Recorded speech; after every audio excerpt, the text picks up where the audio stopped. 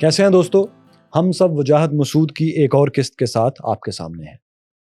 पिछले 4 दिन से जो कुछ आप देख रहे हैं इंटरनेशनल लेवल पर कि किस तरह इसराइल और ईरान, मिडल ईस्ट की 2 बड़ी ताकतें आपस में एक-दूसरे पर मिसाइल फायर कर रही हैं, जिसका आगाज़ इसराइल की जानिब से हुआ और उन्होंने 300 से ज़्यादा मिसाइल फायर किए, 100 से ज़्यादा टारगेट्स को हिट किया।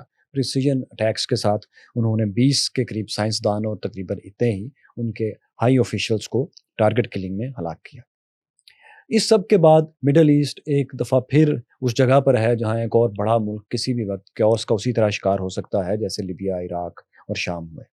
इस सारे बैकग्राउंड में हम मुजाहिद साहब से पूछेंगे कि ईरान और इसराइल का बुनियादी तौर पर झगड़ा क्या है? देखने में तो आप सबको लगता है कि ये बात सबको पता है कि उनका झगड़ा क्या है, गाज़ा की वजह से, फ़लस्तीन की वजह से।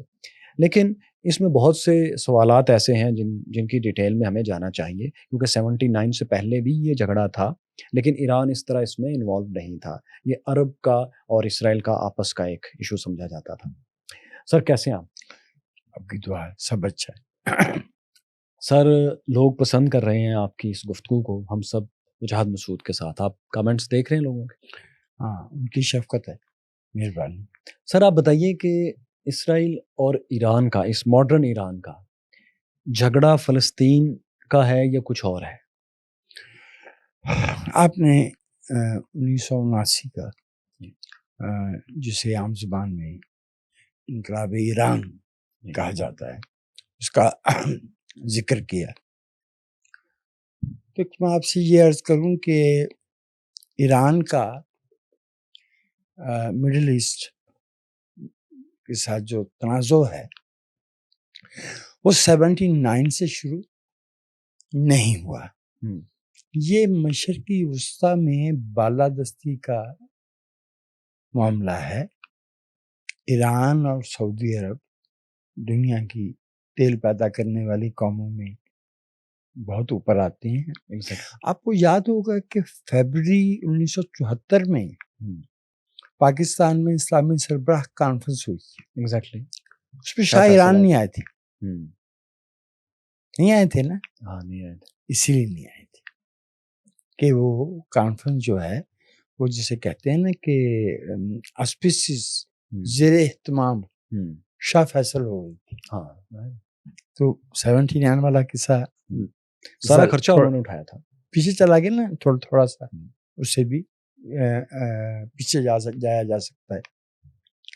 79 में क्या हुआ है?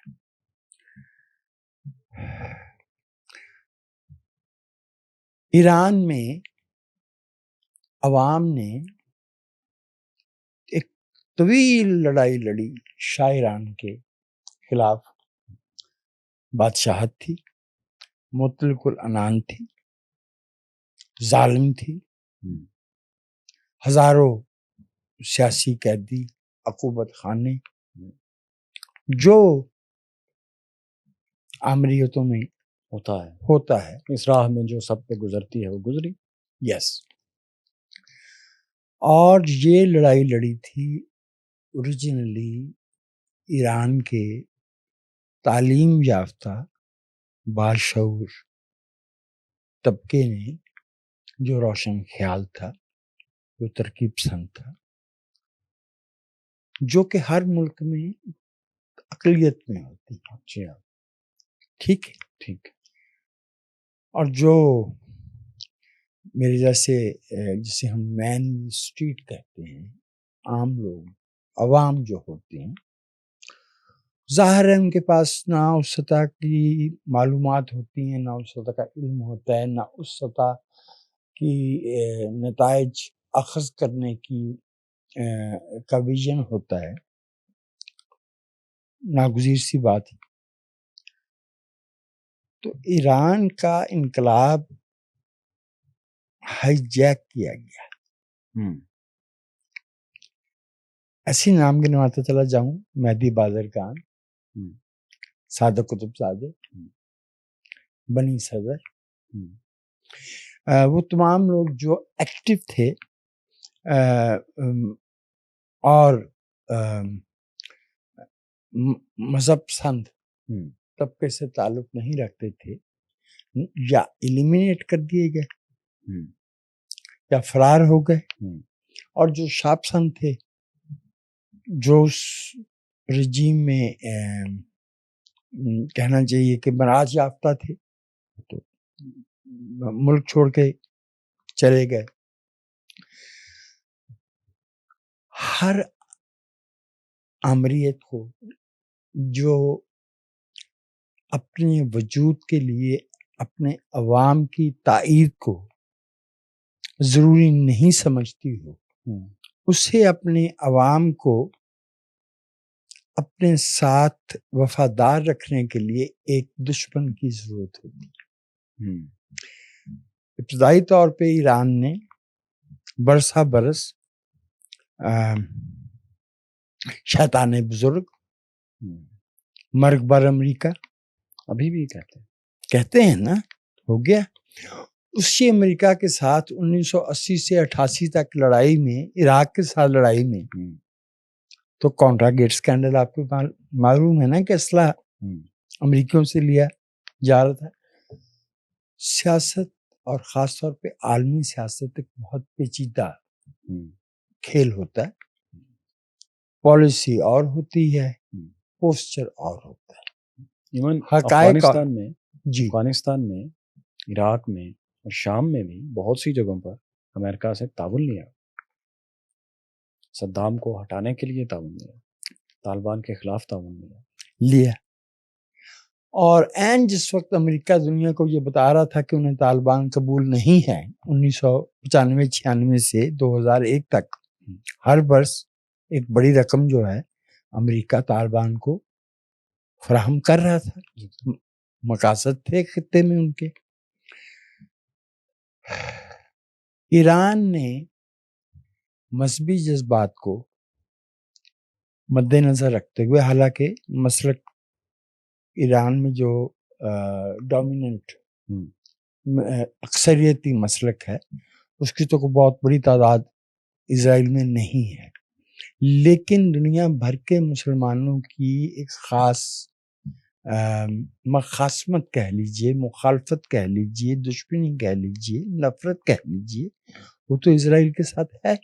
हाँ, और वो उस सतह पे अमेरिका के साथ नहीं है।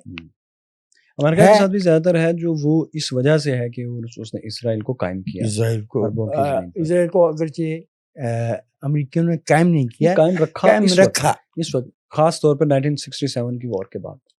Yes, even prior to that 56 वाले उसमें भी वो उस वक्त इतना लाडला बच्चा इनका नहीं था। फ्रांस और बरतानिया भी मौजूद थे ना, एंड दे वर सफिशिएंट, तो इसलिए वो ये हो गया। तो इजराइल मौजूदा ईरानी रजीम को कायम रखने के लिए एक बहुत जरूरी एलिमेंट के तौर पे सामने आया है। खुद इजराइल जो है वो तो एक बड़ी हुई कौम है ना, उनके यहाँ भी आज तक आइन तो नहीं लिखा जा सका, और वो इसीलिए नहीं कि वहाँ कुछ लोग इतने ऑर्थोडॉक्स हैं, इतने क़दामत पसंद हैं कि आज की दुनिया में नाकाबिले अमल है उनका तस्वुर आलम। और कुछ लोग हैं जो जदीद ख्यालात रखते हैं, और उन दोनों में इतना फासला है कि जो उनकी कनेसेट है, जो उनकी पार्लियामेंट है, तो वो वर्क ही नहीं कर सकती है इनके तहत। आपको एक दिलचस्प बात बताऊं कि बिस्मिल्लाह, सब उनकी लिफ्टें जो हैं, लिफ्टें सब्त वाले दिन वो ऑटो पे चलती हैं ताकि बटन दबाने का काम ना करना पड़े। उनके यहाँ हर फ्लोर पे रुकती हैं। सब्त के दिन एम्बुलेंस जा रही है अस्पताल, तो उस पर पत्थर मारे जाते हैं। ये भी काम है। बल्कि एक दफा बड़ी दिलचस्प मैंने एक वीडियो देखी, उसमें जो ऑर्थोडॉक्स ज्यूज हैं वो वीडियोस बना के लोगों को गाइड कर रहे थे, यानी अपने मजहबी लोगों को, कि अगर आपको सब्त के दिन वॉशरूम जाना पड़ता है, जो कि ज़ाहिर है किसी को जाना पड़ेगा, तो टिश्यूज़ को काट के पहले से रख लें। अगर नहीं रख सकते तो ये कटे हुए टिश्यू बाजार से मिलते हैं, ताकि वो भी एक काम है जो करना पड़ेगा, तो आपको काम ना करना पड़े। और ये उसकी डेफिनेशन क्या है काम की, इसके ऊपर पूरी इसका मतलब क्या होगा कि जो इंतहा पसंदी होती है, फंडामेंटलिज्म है ये, इंतहा पसंद और रहे हैं। चलिए, अगर आप को बुनियाद परस्ती का किस तरह बेहतर मालूम होती, हाँ, तो इस में खास तौर पे ये एक सतह पे जाके नाकाबिले अमल हो जाती है। हाँ। और आप तो जानते हैं, आपने अभी टिश्यू पेपर का जिक्र किया तो मुझे याद आ गया कि बहुत से अहबाब हमारे मुल्क में भी ऐसे हैं जो बताते हैं कि कीड़ा कैसे काटा जाए, हाँ एग्जैक्टली केले कैसे रखे जाए। हाँ। तो ये हाँ, सब लेकिन वो लेवल और है। जर्मनी में देखा मैंने ये किस तरह से जो ऑर्थोडॉक्स लाइफ गुजार रहे हैं और लोग उनसे तंग हैं लेकिन बोल नहीं सकते। मैंने पूरे यूरोप में जहाँ मुझे जाने का मौका मिला, कम से कम एक वाक़या तो मुझे याद है कि मियाँ बीवी में जेनेटिक इशू था कि उनके बच्चे नाबीना पैदा होते थे। तो जब तक मैं जानता था कि वो 4 नाबीना बच्चे पैदा कर चुके थे, कॉन्ट्रासेप्शन वो उनको इजाज़त नहीं थी, मजहबी तौर राइट? और खातून और मर्द हैं, मियाँ बीवी हैं, तो बच्चे तो फिर 4 नाबीना बच्चे पैदा कर चुके थे और गिनती जारी थी। तो वो निकलते हैं वापस। अच्छा। मेरी ये राय है कि इसमें ये जो ख़ास तौर पे रिसेंटली हुआ है, इसमें 2 बहुत अहम बातें हैं। तारीखी तौर पर पहले उसको आप कंक्लूड करें ना कि आपके ख्याल में ये जो लड़ाई है इसराइल और ईरान की, जो 79 के बाद यूँ लगा है कि जैसे 1 to 1 हो गई है, तो ये इसकी वजह आप समझते हैं कि ये है कि चूँकि एक मज़हबी रेवोल्यूशन आया तो उसको एक दुश्मन चाहिए था लोगों को यूनाइट करने के लिए, क्योंकि जिस रेवोल्यूशन के ज़रिए आया वो फंडामेंटली उनके लिए नहीं था, लेकिन चूँकि उन्होंने हाईजैक कर लिया लिहाजा उनको एक बड़ा दुश्मन चाहिए था जो उन्होंने शक्ल में क्रिएट किया। ये आपका मौक़िफ़? मेरा ये आधा मौक़िफ़ है। आधा मौक़िफ़, बाकी आधा क्या है? बाकी आधा ये है कि खुद इज़राइल को भी तो एक दुश्मन चाहिए। इसराइल को ईरान के जो न्यूक्लियर प्रोग्राम है, हाँ। ये 1960 तक जाता है। हाँ, ज़ाहिर है। ठीक रज़ा है, शाह पहलवी भी कोशिश कर रहे थे। बिल्कुल कर रहे थे। चूँकि वो ज़माना ऐसा आ गया था 60s के आखिर में कि हर शख्स न्यूक्लियर कैटास्ट्रॉफी से डर भी रहा था। हर शख्स साम्राज्य के हर कौम, हर ग्रोह, और सिमल्टेनियसली इसकी एस्पिरेशन भी थी कि because it was a guarantee. और 60 की दिहाई जो है, बाकी कौन सा हम लोग जो है वो फेस्टिवल में रहे हैं, जश्न मनाते रहे हैं अमन का और खुशियों का, लेकिन 60 की दिहाई में अफ्रीका में हफ्ते में 2 और एशिया में हफ्ते में 1 रेवोल्यूशन आते थे। वो रेवोल्यूशन नहीं होते थे, वो बगावतें थीं, वो इक़्तिदार पे कब्जा था। वो इराक पे हो रहा हो, वो बेचारे डॉक्टर मुसद्दक के खिलाफ शाह ईरान को सीए दोबारा लेके आ रही हो, वो निकरागुआ में हो रहा हो। 50s में था ना वो तो। 60s में इंडोनेशिया में क्या हो रहा था? डॉक्टर मुसद्दक की बात। वो तो 53 है। वो तो 53 है, लेकिन 53 तक जो है वो कम से कम 2 कौमें तो एटॉमिक पावर्स हो चुकी थी ना। एग्जैक्टली। रशिया और अमेरिका तो हो चुकी थी। फ्रांस हो गया, बर्तानिया हो गया, अमेरिका हो गया, रशिया हो गया, फिर चाइना भी हो गया। तो 74 में इंडिया हो गया, डिक्लेयर्ड 98 में पाकिस्तान हो गया, 7 recognised declared atomic. Atom bomb जो है वो एक ऐसा हथियार है जो कम्बैट वेपन नहीं है। दुनिया ये जानती है, लेकिन वो तमाम रिजीम्स जो जमहूरी नहीं हैं, उन्हें अपने लिए ये एक सेफ्टी महसूस होती है, इसमें तहफ़्फ़ुज़ महसूस होता है। इज़राइल एक जिसे कहना चाहिए कि वो कोई पैसिफिस्ट मुल्क नहीं है। एग्जिस्टेंशियल थ्रेट में वो डे 1 से है, क्योंकि कब्जे का मुल्क है ना। कब्जे का मुल्क है ना। जो लोग वहाँ के रहने वाले हैं उनको निकाला है, और वो जो चाबियां लेके आए थे वो चाबियां ज़ंगालूद हो गई हैं। लेकिन वो नस्ल दर नस्ल चल रही हैं, नस्ल दर नस्ल चल रही हैं।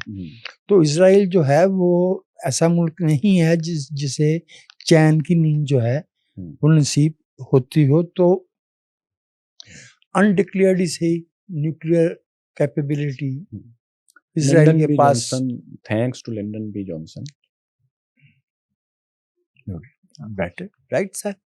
अब जब ईरान एटॉमिक वो कर रहा हो और ईरान की रजीम को आपको पता है हर 3 साल के बाद 4 साल के बाद चैलेंज आता है अवाम की तरफ से, जिसे वो कुचल तो देते हैं। डेफिनेटली अभी खातिन की तहरीक थी, उससे पहले 2000 लोगों को ईरान ने गिरफ्तार किया और बहुत सौ को फांसी दी। आप बहुत ज़्यादा मेरे ख्याल में अंडर एस्टिमेट कर रहे हैं ईरान के उसको। ईरान के अंदर to the best of my understanding tens of thousands of political no मैं उस एक इवेंट की बात कर रहा हूँ, उस एक इवेंट की वाक़े में जिसका आपने जिक्र किया, मैं उस पे उसमें तशद्दुद के ज़रिए जो है वो खातिन जो है वो जेलों में मारी गई हैं, उसको बहुत बुरी तरह से कुचला गया हर 3-4 बरस के बाद। इसीलिए तो इतने गद्दार और इतने स्पाइज हैं वहाँ के वो अभी वो उस पे आएंगे। ये जो हुआ है, ये इसकी एक आपको एक तारीखी मिसाल भी पेश करूंगा। इस वक्त के जो हालात हुए हैं उनमें ये है कि आई थिंक कि इजराइल ने ये समझा है कि इससे अच्छा मौका उन्हें ईरान के बारे में नहीं मिल सकता, क्योंकि हमास ने जो 7 अक्टूबर 2023 को हमला किया उसके बाद उस पर जाके ईरान शामिल हुआ है। हमास के सरबराह इस्माइल हनिया हमारे तो ईरान में गए ना। एग्जैक्टली। अच्छा, अब हिजबुल्लाह, हमास और ये शुरू कर लें आप यमन से इराक, लिबिया, शाम, यहाँ सब हर जगह पे ईरान की प्रॉक्सीज मौजूद थी, जिसका मतलब क्या था कि लिबिया में उस तरह से नहीं थी। लिबिया में उसकी निस्बत टर्की का ज़्यादा इन्फ्लुएंस ज़्यादा था। और ऐसा नहीं कि बिल्कुल नहीं थी, चूंकि लिबिया दुनिया भर में इंतहा पसंदी की को माली मदद, तो खुद पाकिस्तान के अंदर बहुत से गिरोहों को लिबिया मदद दे रहा था। अब बेसिकली मेरे ख्याल मैं जो आप ज़ाहिर है मुझसे बहुत ज़्यादा जानते हैं, लिबिया का जो रोल था ज़्यादा वो एंटी इसराइल था। बाकी मुस्लिम मुल्कों में उसका जिस रोल को आप कह रहे हैं, मेरे इल्म में ये रोल नहीं। एंटी इसराइल होने में ये जाविया तो निकलता है कि हर वो कुव्वत जो इसराइल को चैलेंज कर रही हो, तो जितनी मैंने भी उतनी बात ही की थी। मेरा नहीं ख्याल कि इस बात पे हमारा कोई ऐसा इख्तिलाफ है। अब ये जो झगड़ा हुआ है, ये जो जंग हुई है, जिसपे वो बेचारे दुनिया के सबसे बड़ा कैद खाना इस वक्त का, तो वो गज़ा है। एग्जैक्टली। कोई 70,000 के करीब लोग अब तक मारे जा चुके हैं, और जो बाकी हैं उनका पता ही नहीं। उनके पास उम्मीद क्या है? कुछ भी नहीं, सिवाय भूख के। दवा उनके पास नहीं है, खुराक उनके पास नहीं है, रसद उनके पास नहीं है। ऐसे ही हो रहा है, सुबह से शाम तक भागना है बस खुराक की तलाश में, और जहाँ खुराक के लिए जाएंगे वहां उनके लिए गोलियां और धमाके उनका इंतजार कर रहे हैं। ऐसे ही है ना। इजराइल ने इस अरसे में हिजबुल्लाह, हमास और जो दीगर, यानी जो परली तरफ का उन्हें खदशा हो सकता था कि वो ईरान की हमायत के लिए प्रॉक्सीज जो हैं उनको उन्होंने कमोबेश न्यूट्रलाइज कर दिया। एग्जैक्टली। शाम में, लेबनान में और गजा में न्यूट्रलाइज कर दिया, काफ़ी हद तक उनको उसने हम्बल कर दिया ना। 1 2 ईरान के अंदर अभी जो अवाम की अपनी रजीम के साथ बेगानगी है, कम हुई है। हाँ, बेगानगी बहुत, ठीक है, वो तो साबित हो रही है। अच्छा, अब आके यानी ईरान, अगरचे ईरान के पास वो एक बहुत बड़ा आउटलेट मौजूद है कि वो अंडर द टेबल तेल बेच रहा है, और दोनों कम से कम 2 बड़ी ताकतों को तो बेच रहा है ना, इंडिया को और चाइना को। बहुत बहुत बड़ी अमाउंट है। उसके बावजूद जो मईशत है वो सिर्फ तेल बेचना नहीं होती, उसके और बहुत से तो स्टेट बेचती है, जो स्टेट बेचती है ना, प्रोडक्ट्स की जो एक्सपोर्ट है वो कहाँ है, पैदावार कहाँ है, बीज कहाँ है, खाद कहाँ है, मशीनरी कहाँ है। सो इंटरनेशनल इकोनॉमी में जिस तरह आपने इंटीग्रेट होना होता है वो नहीं है। वो नहीं है, तो लोगों को अब उसकी आंच महसूस हो रही है। मेरे ख्याल में इजराइल ने बहुत लंबी प्लानिंग के साथ ये हमला किया है और ईरान को उसके वीकेस्ट पॉइंट इन हिस्ट्री पे लिया है। दूसरा, आप जो जरा तवज्जो फरमाइए कि जो पहले ही रात में द प्रिसिशन, ये प्रिसिशन जो थी, इसने इजराइल की, जिसे हम सर्वेलेंस एंड इंटेलिजेंस कहते हैं, उसमें ईरान पे बढ़ती साबित कर दी। क्योंकि ये नहीं होता कि आपकी टॉप मिलिट्री लीडरशिप में एक नहीं, दो नहीं, 20 तक की तो गिनती चली गई, लेकिन अभी air chief, commander in chief, IRGC chief, उनका डेप्यूटी इंटेलिजेंस, उनकी न्यूक्लियर सिक्योरिटी का चीफ, तो यानी बिल्कुल टॉप उड़ा दिया गया ना, पूरा टॉप उड़ा। थोड़ा सा आप इसमें गौर कीजिए कि टॉप अलकुदस का चीफ जी, जो कि सारी प्रॉक्सीज को देख रहा था, यस राइट, ऐसे ही है ना। टॉप के बारे में सबसे ज्यादा इल्म नंबर 2 को होता है। एग्जैक्टली, मैं भी यही बात बार बार कह रहा हूँ कि जब टॉप उड़ती है इसका मतलब है कि उसके बाद वाले भी कॉम्प्रोमाइज है। किस पे भरोसा करेंगे आप? एग्जैक्टली। रात 3:30 बजे हमला शुरू हुआ है, सुबह 8 बजे 7 बजे जिस लीडरशिप ने बैठ के ये देखना था कि हुआ क्या है और अब क्या करना है, असेसमेंट करनी थी, वो तो रात के वक्त और रिटेलिएट करना था, तो पता चला कि वो तो रातों रात है नहीं। ना सिर्फ ये, बल्कि उन्होंने खुद इजराइल की जमीन पे बेस बना के, ईरान की जमीन पे, आप कहना चाह रहे हैं ईरान की जमीन पे? ईरान की जमीन पे इजराइल ने बाकायदा अपने बेस बना के वहां से ड्रोन लिए, चूंकि फासला इजराइल और ईरान में exactly a little over 1000 km at least 1600 kilometre. क्योंकि बॉर्डर पर तो अटैक नहीं ना करना, अटैक तो आगे शहरों में करना है। वो तेहरान तक 1600 किलोमीटर बनता है, 1600-1700 किलोमीटर बनता है तेहरान के वो डाउनटाउन तक। एग्जैक्टली। और बिल्डिंग्स में भी वो फ्लैट जहाँ पे वो लोग ठहरे हुए थे जिन्हें वो जिनको गाइडेड मिसाइल चेज कर रहा था, वहां पर कोई डिवाइस थी जो जहां पर वो उनका मिसाइल और ड्रोन उस तक पहुंच रहा था। इसका मतलब है कि किसी ने एक लीडर के पास कोई ऐसी डिवाइस रखी थी जहां जिसको मिसाइल ने चेज करना। उसी रात जो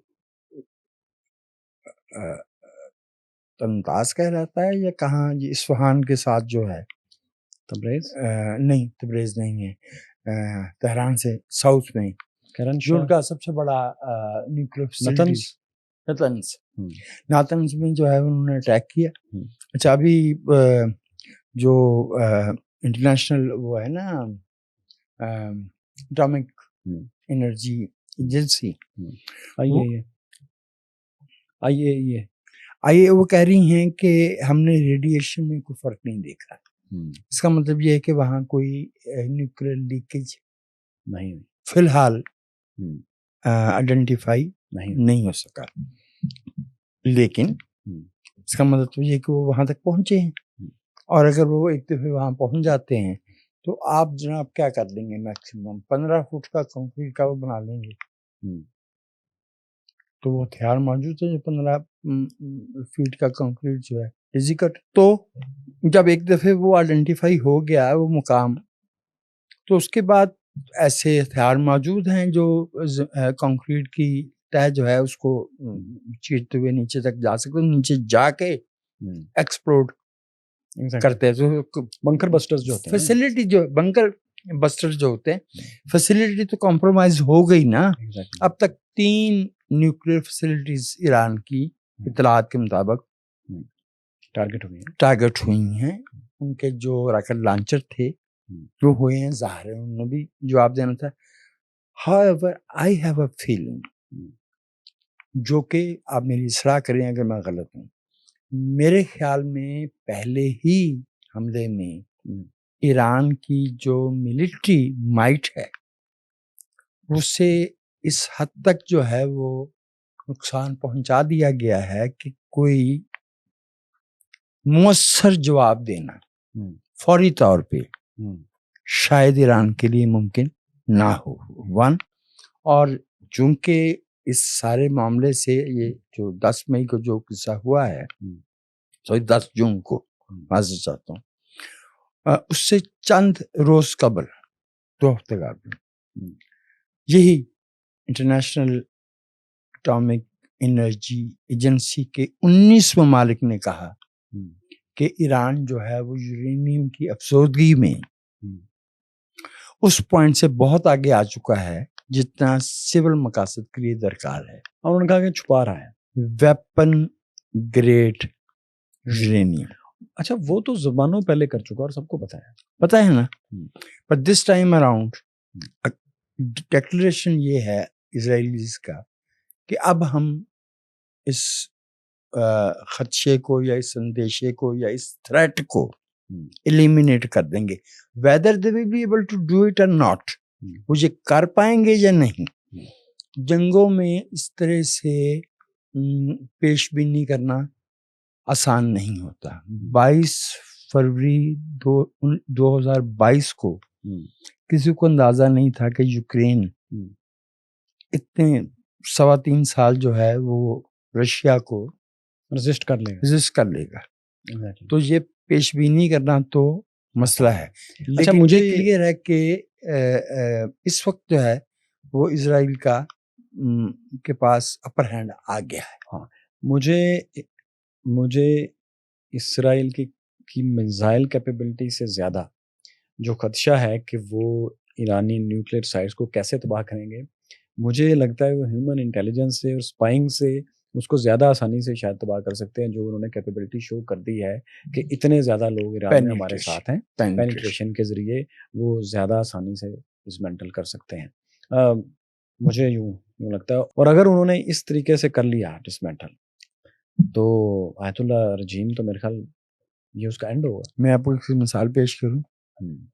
अच्छा, लेकिन मैं इसमें एक और बात कहना चाहूँगा, आप ज़रूर अपनी मिसाल आपने जहन में रखनी है, भूलना नहीं। देखिए, आपको मालूम हो गया कि मेरा हादसा अच्छा नहीं है, कोई बात नहीं। अच्छा, बात कीजिए। चले आप पहले बताएं। नहीं, पहले आप बताएं। अच्छा, कि जुग्राफिया भी हर मुल्क का जो है वो उसकी बका का बहुत बड़ा हिस्सा है।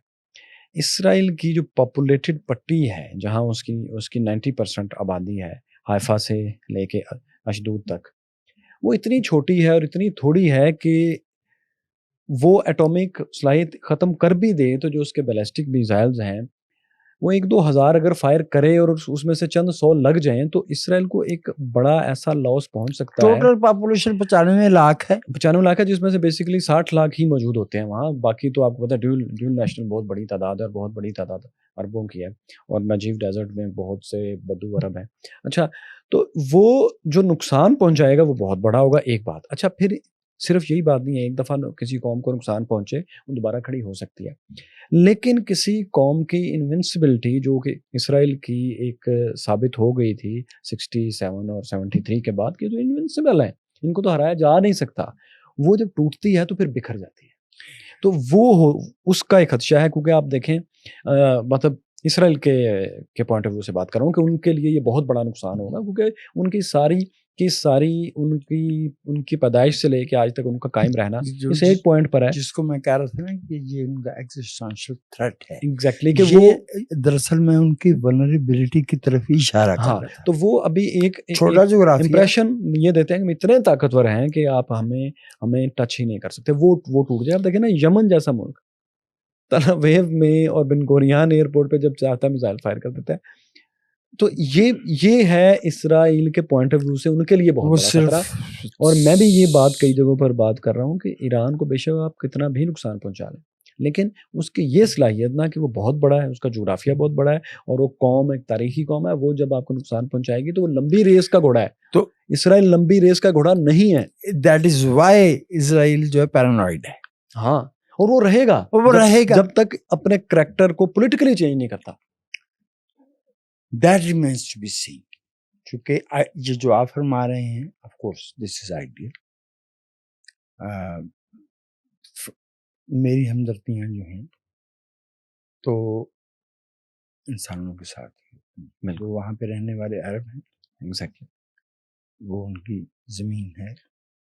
और जो इज़राइल में आके आबाद हुए हैं, कौन कहाँ से कहाँ आबाद नहीं हुआ, ये भी तारीख में एक मगालता है। क्या 70 लाख हम पंजाबी और दिल्ली से पाकिस्तान नहीं आए थे? हाँ, लेकिन हमने एक तो डेमोग्राफी में कोई इतना बड़ा नहीं चेंज था कि 90% बहुत बड़ा चेंज था उस वक्त। देखिए 2% से इस वहाँ का 60% हो जाना, ये बहुत बड़ा चेंज है सर, बहुत बड़ा चेंज है। और फिर जाहिर है 52% जोग्राफिया को मुल्क करार दे देना, ये एक बहुत बड़ा फर्क है। तारीखी कॉन्टेक्स्ट डिफरेंट है। बाहर से लोगों का आके एक मुल्क बनाना और चीज है, एक मुल्क का बन जाना और वहाँ के लोगों से बनना और लोगों का आके वहाँ बसना। 1948 में जब इजराइल ने अपनी आज़ादी की लड़ाई, आपको याद है ना, ब्रिटिश से लड़ी है। ब्रिटिश से कोई लड़ाई नहीं, ट्रस्टीशिप था। क्या बात करते हैं आप सर, ब्रिटिश से कोई लड़ाई नहीं। उन्होंने लड़ी, ली आर्मी ने एक टेररिस्ट वॉर किए हैं, उन्होंने होटलों पर अटैक किए हैं, उन्होंने लॉर्ड बर्नार्ड को उन्होंने कत्ल किया, जिसने इनको होलोकास्ट से छुड़वाया था। तो that was a terrorist outfit, जिसने ये जगह जगह पर धमाके कर रहे थे करता है। लेकिन कोई फ्रीडम की लड़ाई नहीं उन्होंने लड़ी। अभी आप जो फरमा रहे हैं ना,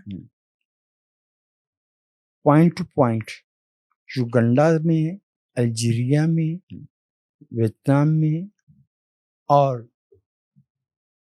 इंडिया में, ये जो आज़ादी की लड़ाइयाँ, इसकी 100 सर वो आज़ादी की लड़ाई थी नहीं, वो सिर्फ ये लड़ाई अरे थी। भाई, वो लोग वहाँ 1903 से आके आबाद हो रहे थे।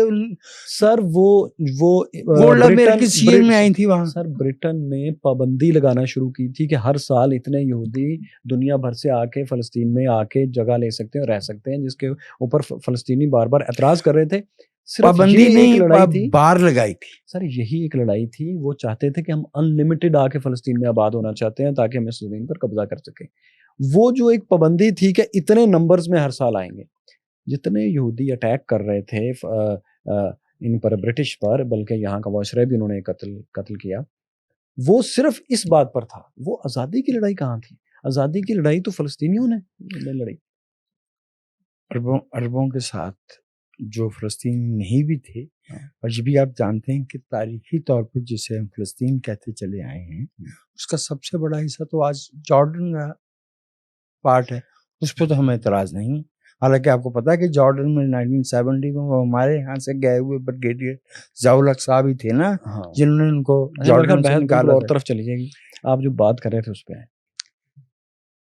तो मिसाल वाली बात की तरफ। हाँ, मिसाल कुछ देंगे। अच्छा, जब आप देखते हैं ना कि अब गेंद डी के पास आ रही है, तो आप वही करते हैं जो अच्छा गोलकीपर करता है कि एक ही लंबी लगा के ना, तो चले ठीक अगले हाथ में सर, वो फिर देखें, फिर इस पे आपको पता है कि आपका मेरा इख्तिलाफ है बड़ा शदीद। नहीं, लेकिन मैं तो बहस बिल्कुल और तरफ मैं तो इख्तिलाफ को अच्छी बात समझता हूँ, लेकिन वो हम फिर चूंकि आप मॉडरेट भी कर रहे हैं, आपको ये एक एडिशनल एडवांटेज है, इसलिए मैं आपकी बात मान लेता हूं। आप दोनों बातें पूरी कीजिए, मिसाल भी दीजिए और ये भी कीजिए।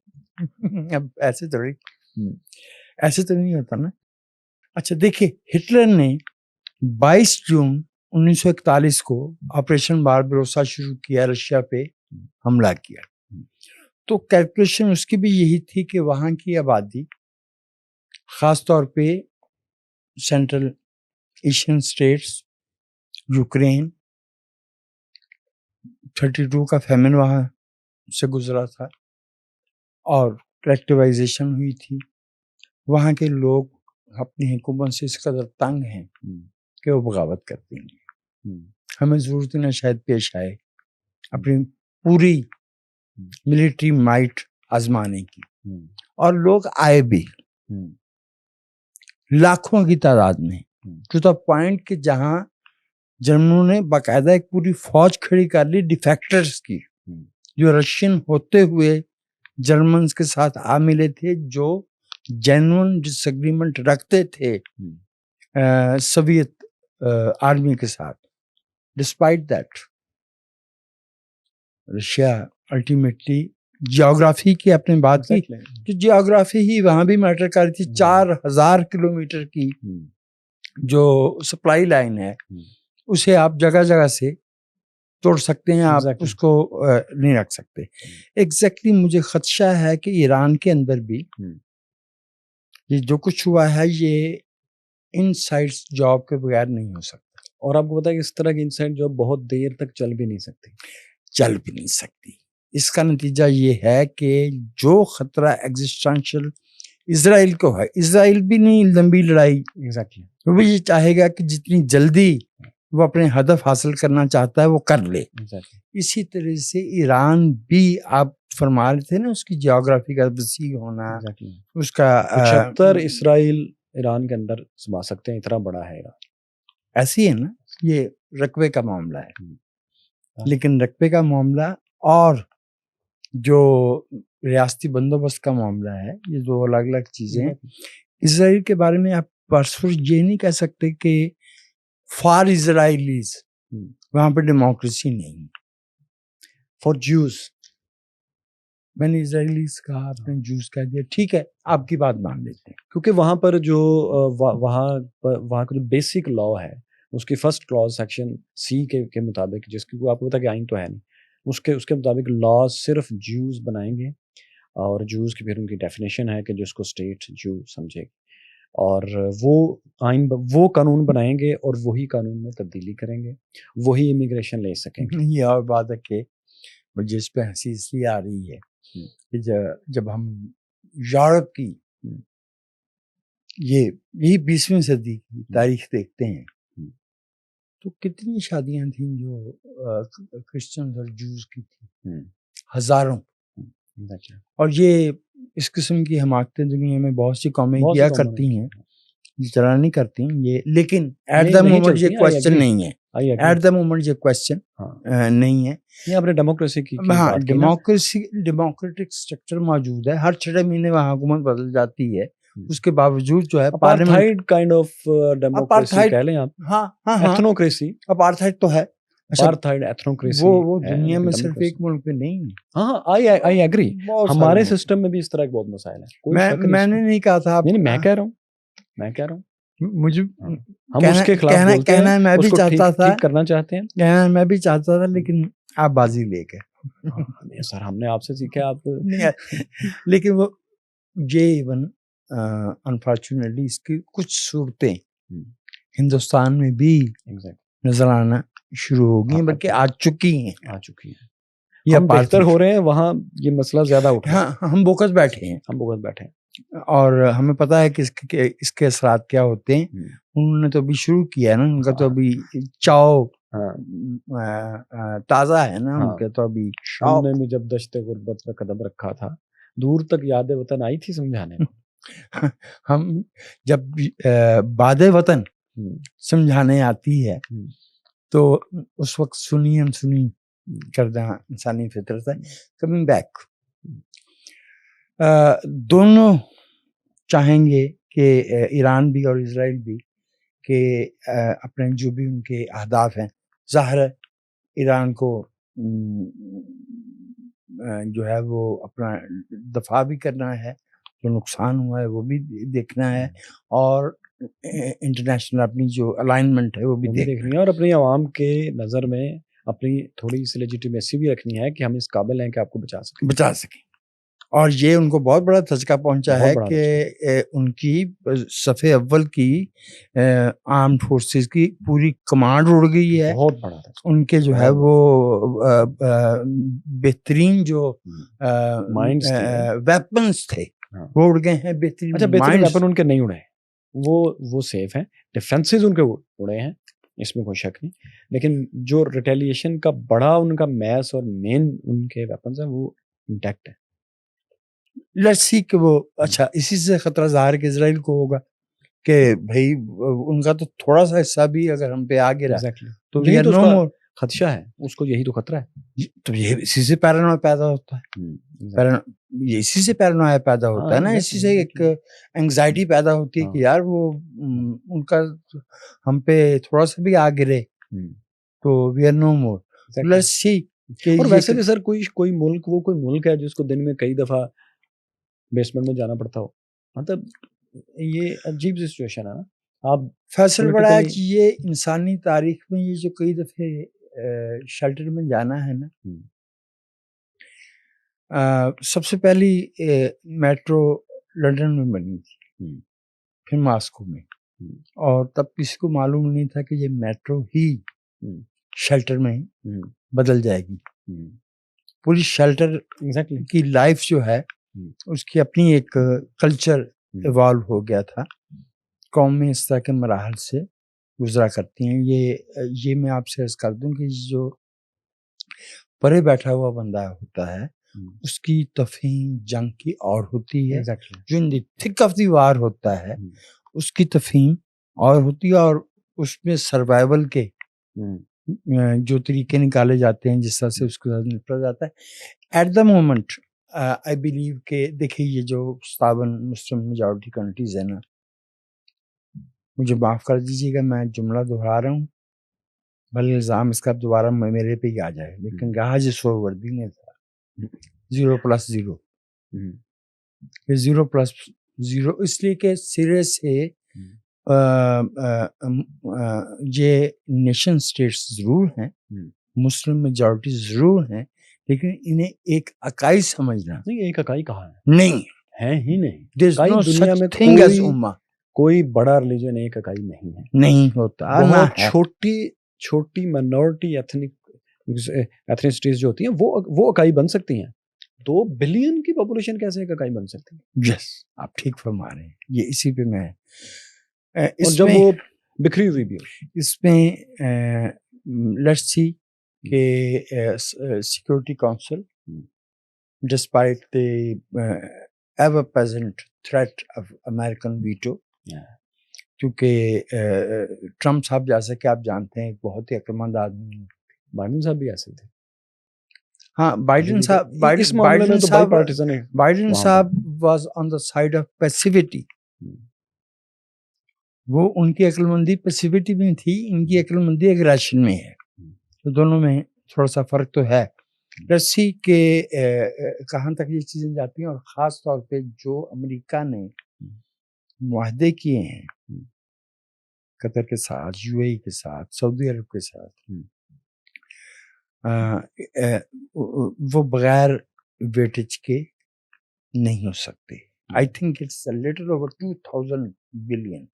1 ट्रिलियन का है सऊदी अरब का, 1.2 ट्रिलियन का है यूएई का, और 1.3 ट्रिलियन या 4 ट्रिलियन 1.3 या 4 ट्रिलियन का है कतर का। तो इसका मतलब जो मैं 2200 अरब के करीब कह रहा था, आप 3 ट्रिलियन एक और आप 1000 और ऐड किया, एक और आपने ऐड किया है, ठीक है।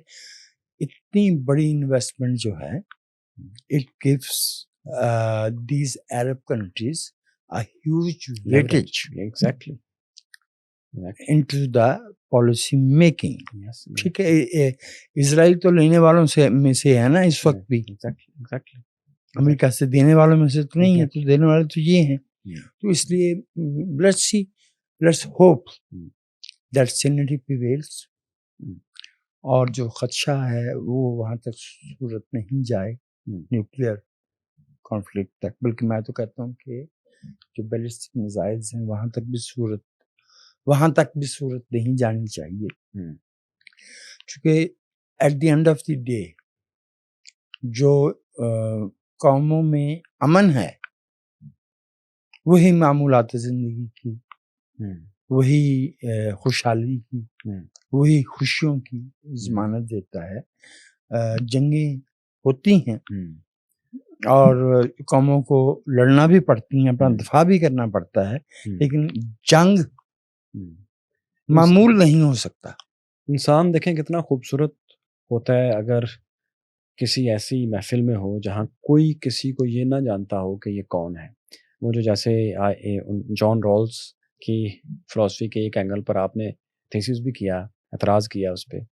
उसकी ये थ्योरी है ना, वेल जिसको वो बोलता है कि उसमें अगर आप सबकी आँखों के ऊपर पट्टी बाँध के किसी मजमे में ले जाया जाए, तो जो राइट्स आप चाहेंगे अपने लिए और सबके लिए, वो हैं ओरिजिनल राइट्स।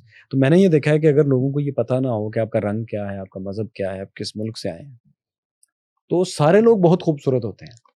जैसे-जैसे पता चलता जाता है, अच्छा आपका नाम ये है, आपका रंग ये है, आपका मुल्क ये साथ है, ही मोहरे लगना साथ ही शुरू, मोहरें लगना शुरू हो जाती हैं, साथ ही नफ़रतें पैदा होना शुरू हो जाती हैं, प्रोफाइलिंग हो साथ जाती, ही आप लोगों के तासुबात जाग जाते हैं राइट्स कम और ज़्यादा करना शुरू करते हैं, अपनी मोहब्बत, दुश्मनी, नफ़रत कम या ज़्यादा करना और शुरू आपके अंदर खौफ पैदा हो जाता है कि जी मेरे हिस्से का ले जाएगा। हाँ, ठीक है ना? एग्ज़ैक्टली। या ये कि मैं इससे बर्तर हूँ, जो हुँ, मैंने कहा तासुबात हाँ। जागना शुरू वैसे हो बाय द जाते वे हैं। मुझे याद आ गया, जॉन रॉल्स के किस एस्पेक्ट पे आपने एतराज़ किया था? क्या थीसिस था आपका? उनका एक कॉन्सेप्ट है हायरार्किकल सोसाइटी का। हुँ। माज़रत मैं देखने वालों से चाहता हूँ, अचानक मुझे याद आ वो गया था। उसकी तफसील में नहीं जाते, हाँ, वो नहीं कुछ लंबा ज़रूरत है। नहीं, फिर कभी लेकिन करेंगे। मेरा कहना था कि नहीं, ये जो रॉल्स का हायरार्किकल सोसाइटी का तस्वुर है, हुँ, एक तो ये कि ये कुछ कौमों को हुँ, दूसरी कौमों की निस्बत हुँ, कमतर साबित करने की बात हुँ। है, और दूसरी बात ये कि हायरार्किकल सोसाइटी कहना, प्रिंसिपल ऑफ डिफरेंस की बात तो नहीं कर रहे उसकी आप? प्रिंसिपल ऑफ डिफरेंस उसका की ये ख्याल था कि बाज़ कौमें जो है वो तरक्की की उस सतह पे हैं, हुँ, जहाँ उनके अंदर हायरार्किकल हुँ, जो है ना दर्जाबंदी, हुँ। ये उनके लिए मुफीद है। वो वो इस कहता है कि अगर तो जो डिफरेंस है और हायरार्की है, ये लीस्ट जो जो तबका है सोसाइटी का उसको फ़ायदा दे रही है, तो फिर ठीक है। अच्छा इसका मैं अनफॉर्चु हम मेरे ख्याल ये इस पे किस्सा रहने दें, फिर कभी कर फिर कभी से। लेंगे। अच्छा तो अब आप मुझे इस कॉन्फ्लिक्ट का फ्यूचर, आप इसको एंड गेम कहाँ देखते हैं? लॉन्ग रन, ये 2-4 दिन की मैं बात नहीं कर रहा। और पाकिस्तान का जो मेरा कंसर्न है वो पाकिस्तान है, क्योंकि मुझे यूँ लगता है कि जो इसराइल की वल्नरेबिलिटी है और जो अमेरिका उसके साथ थिक एंड थिन होके हर मामले में खड़ा है, और मेरी अंडरस्टैंडिंग हमेशा से ये है, कई बरसों से ये मेरी बन चुकी है कि इसराइल को मुल्क नहीं है, वो अमेरिकन अड्डा है, जो कि स्पीयर हेड है मिडल ईस्ट में अमेरिका का, उसकी पॉलिसीज़ का, और वो उसका दिफ़ा करेगा। काश मैं भी आपकी तरह से पाकिस्तान के बारे में हुँ। इतना ही खुल के बता सकता कि ये किसका अड्डा है। आप बताइए, बताइए मुझे क्या क्या है एतराज़ होगा? मैं तो उन लोगों में से हूँ, जब किसी बात को समझ जाऊँगा, जान लूँगा और मैं उसको बोलने में कभी नहीं हिचकिचाऊँगा। अच्छा, मैं ये लेकिन पाकिस्तान के लिए मैं मुहताज आदमी हूँ। पाकिस्तान के लिए खदशा मुझे ये है कि ये उसके लिए, इसराइल के लिए, पाकिस्तान की एबिलिटीज़ को भी कम करने की कोशिश करेगा, और जब तो आप मुझे बताइए क्या मैं गलत हूँ? और हाँ, अल्लाह करे मैं नहीं, गलत हूँ। मैं नहीं समझता कि ऐसा होगा। पाकिस्तान बड़ा रियलिस्टिक मुल्क भी है। हुँ, अवाम जज़्बाती हैं। हुँ, रियासत भी हमारा इंडिया के साथ कॉन्फ्लिक्ट हुआ है। हुँ, अ, मेरे ख़्याल में डिसीजन मेकर्स हुँ, ने दोनों मुल्कों में हुँ, बहुत मेजर्ड, एग्ज़ैक्टली। रेस्ट्रेंट हुँ, और रैशनल हुँ। सर हम बहुत समझदार हैं। हमने डिसीजन एक मेकिंग जंग की है। 17 दिन की, एक जंग 13 दिन की और एक जंग 60 दिन की, और ये 4 दिन की लड़ी है। हम काफ़ी समझदार हैं, और इस मामले सारी हलाकतें मिला के दोनों तरफ के आपको पता है 25,000 से ऊपर नहीं है। नहीं है। मिलिट्री डेथ्स की बात कर रहा हूँ। मिलिट्री जो डाटा है वो तो यही कहता है। हाँ। वो गालबन 4065 में है। हुँ, ईस्ट पाकिस्तान में 1300 हैं हाँ। मिलिट्री कैजुअलिटीज हाँ, तो सिविलियन में। दोनों इस मामले में काफ़ी हाँ, समझदार काफ़ी हैं। समझदार हैं। मेरा नहीं ख्याल कि पाकिस्तान को इसमें लाने की कोशिश की जाएगी, क्योंकि एक और वजह भी है, हुँ, और वो ये है कि Americans very recently have hmm, rediscovered rediscovered. the relevance of Pakistan. अब relevance of Pakistan's geography and security forces, Yes. इसमें से पीपल स्टिल मिसिंग है। Peoples will always be missing, क्योंकि अमेरिकी जो हैं हमारे दोस्त, हुँ, पेंटागन। अगरचे दोस्त 1500 समझ के बनाता है, हमारे अमेरिकी भाई कहना चाहिए। हुँ, उन्होंने कभी भी यहाँ के अवाम के साथ ताल्लुक कायम करने की कोशिश नहीं की। एक दफ़े की थी 2009 में कैरी लूगर बिल में। तो वो इतना किस्सा इतना फैला, मैं उसके अलावा मुझे नहीं याद पड़ता। मेरे ख्याल पाकिस्तान का तो मेरे ख्याल हमने भी नहीं की, ये भी हमें ईमानदारी से समझना चाहिए। पाकिस्तान ने भी अवामी सतह पर कभी ये कोशिश नहीं की कि हम अमेरिका से सीख सकें, उनकी सोसाइटी से सीख सकें, अरे वो मल्टीकल्चरल हम सोसाइटी से कुछ बैठे सीख हुए सकें। अपनी वो गेटोस बनाए हुए हैं और उसी के अंदर हम बरतानिया और अमेरिका में भी जाके अपने अलग हल्के बनाने की कोशिश करते हैं आप और हल्कों की मॉडर्न बात वर्ल्ड से करते हैं, सीखते नहीं। ज़ात बरादरी तक वहाँ लेके पहुँच जाते हैं, फ़िरका परस्ती लेके वहाँ पहुँच जाते हैं। एनीवे वो that is not the point. जो मैं अर्ज़ करना चाह रहा था मेरा वो उसका एक सवाल का एक एंगल रह गया कि आप इस ईरान इसराइल कॉन्फ्लिक्ट को बल्कि ज़्यादा बेहतर अल्फाज में आयतुल्लाह रजीम और नेतन्याहू का ये जो कॉन्फ्लिक्ट चल रहा है, इसका एंड गेम आप क्या देखते हैं? At the moment Israel has an upper hand. No, at the moment end game की बात करें। एंड गेम में तो फिर कॉम्प्रोमाइज़ ही हुआ करता है। नहीं, क्योंकि कोई ये क्या समझे ईरान अपनी न्यूक्लियर सलाहियत मुकम्मल खो देगा? ईरान की न्यूक्लियर सलाहियत कम से कम कई बरस पीछे जा गिरी। इसका मतलब है मुकम्मल नहीं खोएगा। मुकम्मल नहीं खोएगा। एग्जैक्टली, यही मेरा पॉइंट है कि वो अब बहुत मुश्किल है यहाँ से उसको। आप आज की दुनिया में किसी कौम को न्यूक्लियर सलाहियत हासिल करने की कोशिश से मुकम्मल तौर पे रोक सकते ही नहीं। रोक सकते नहीं, और फिर इल्ला ये कि वो खुद फैसला कर ले। हाँ, वो खुद फैसला करे। और यूक्रेन के रिजल्ट के बाद अब देखें एक रियलिस्टिक पॉइंट ऑफ व्यू पे आए ना कि उसको बचाने वाला कोई नहीं है और पाकिस्तान ने अपने आप को बचाया। तो ये दो मिसालें दुनिया के सामने हैं, लिहाजा रियलिस्टिकली लोग सोचेंगे कि देखिए हम ये रिस्क नहीं ले सकते। ये काम किया तो साउथ अफ्रीका ने भी।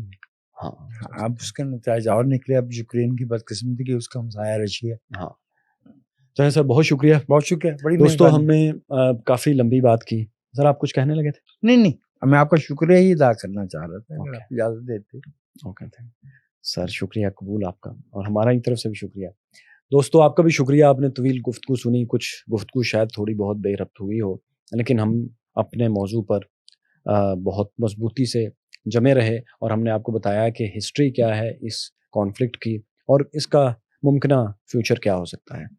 हमारे इस गुफ्तगू के सिलसिले को पसंद करने का शुक्रिया। अपने कमेंट्स में आप सवालात और कुछ राय देना चाहें ज़रूर लिखें, क्योंकि कुछ मैं भी उसको पढ़ता हूँ और मैं आपको यकीन से बताऊँ, जहाज़ साहब और सैयद हुसनैन हैदर साहब ये आपके तमाम कमेंट्स पढ़ते हैं। सर, मुझे एक गुजारिश करनी है, आप तनकीद कीजिए, इख्तलाफ कीजिए, ये जो मुब्तज़िल लफ्ज़ होते हैं, आप कमेंट्स करने वालों से कह रहे हैं? हाँ, इससे अगर गुरेज कर लिया जाए, क्योंकि इससे भी कोई दलील तो होती नहीं। चलें सर, जो लोग ये भी करना चाहते हैं उन्हें करने दीजिए, क्योंकि मेरा कॉन्सेप्ट ये है कि जब लोग इस तरह का भी इज़हार करेंगे तो मुझे यकीन है कि 3-4 दफ़ा लोग जब कोई शख्स लिखना शुरू करता है, बेशक कमेंट में ही आए, गाली भी दे, 3-4 दफ़ा बाद उसके अंदर का सेंस जो है ना वो उसको बताती है कि मुझे कुछ और बात करनी चाहिए। तो एट लीस्ट कौम की तरबियत होने दें। ये फिर आपकी राय है, और आपको पता है कि मैं आपसे हर दफ़ा तो इख्तिलाफ नहीं कर सकता। बहुत शुक्रिया दोस्तों। Thank you.